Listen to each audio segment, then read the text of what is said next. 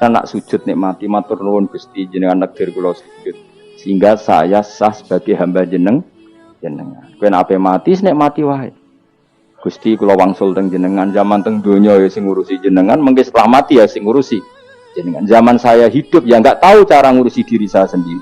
Ketika saya hidup juga kita tidak pernah tahu bagaimana jantung bekerja, paru-paru bekerja. Yang ngelola roh ya enggak tahu. Zaman kita hidup yang jenengan kelola, setelah mati yang jenengan kelola. Sama saja Gusti, jenenge inna sholati wa nusuki wa mahyaya wa mamati lillahi rabbil alamin. Itu bagus.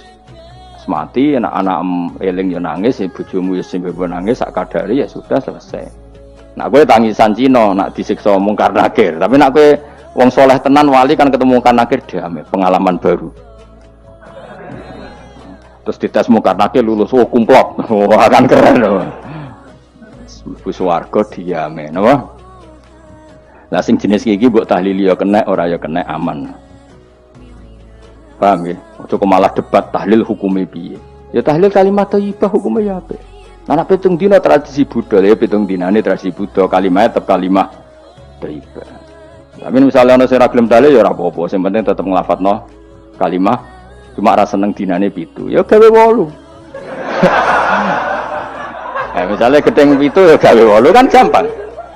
Nah gedeng 7 gedeng 8 ya gawe 1 sementing ora anti kalimat mau anti modele ya tidak apa-apa, gue ikut cocok tidak cocok biasa. Ini ilmu semuanya bebas, ilmu itu wilayah pengiran. Artinya wilayah pengiran nanti yang uji itu kamu pengiran, ngapain debat kamu sekarang?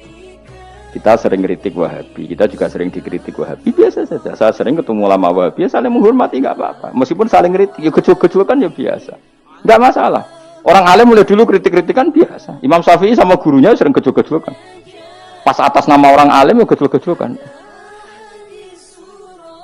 Dulu itu Mbah Hasyim Asy'ari sering gejol-gejolkan sama Ki Fakih Mas Kumambang, sama-sama orang alim. Dia murid sama guru. Karena ilmu itu memang apa ya? Kayak iya kayak enggak. Nah, yang ilmu absolut pasti sepakat. Misalnya tadi, apa kalimat thayyibah itu selalu baik? Pasti selalu baik. Ya sudah.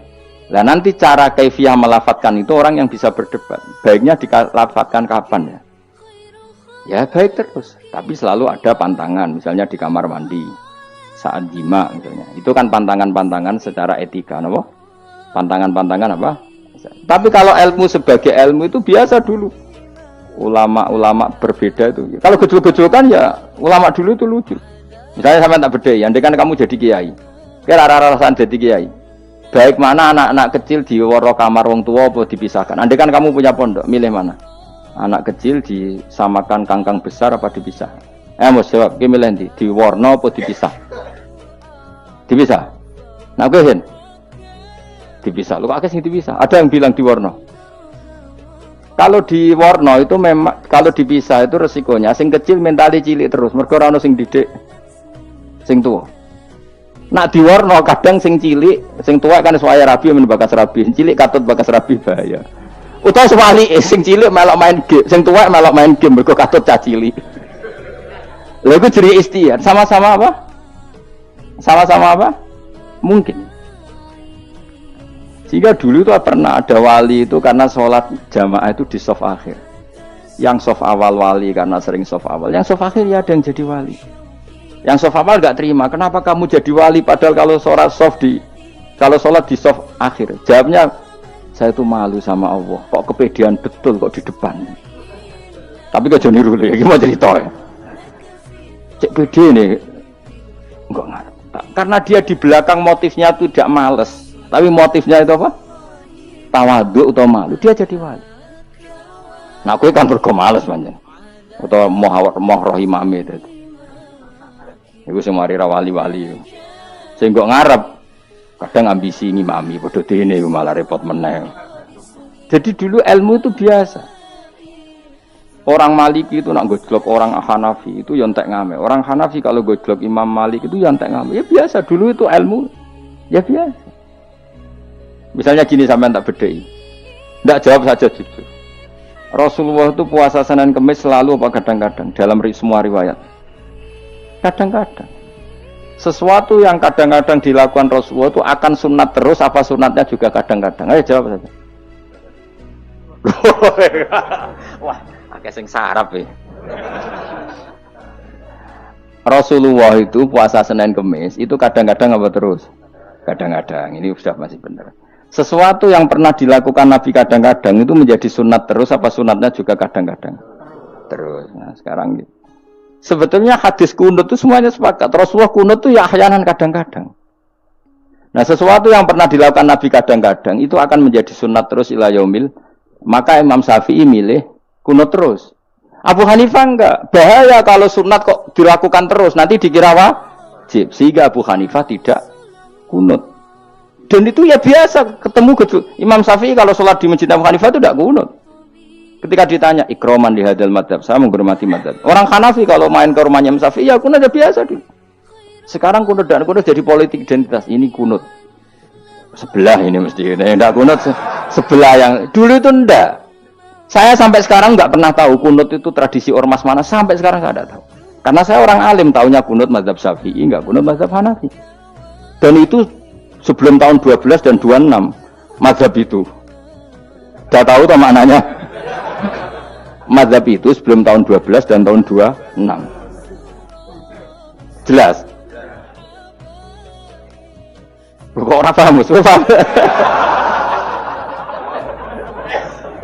Jadi dulu lama ya biasa perdebatannya gitu. Apakah sesuatu yang pernah dilakukan Nabi secara ahyanan itu sunat terus? Apa sunatnya juga ahyanan sekali tempo? Jawabannya apa?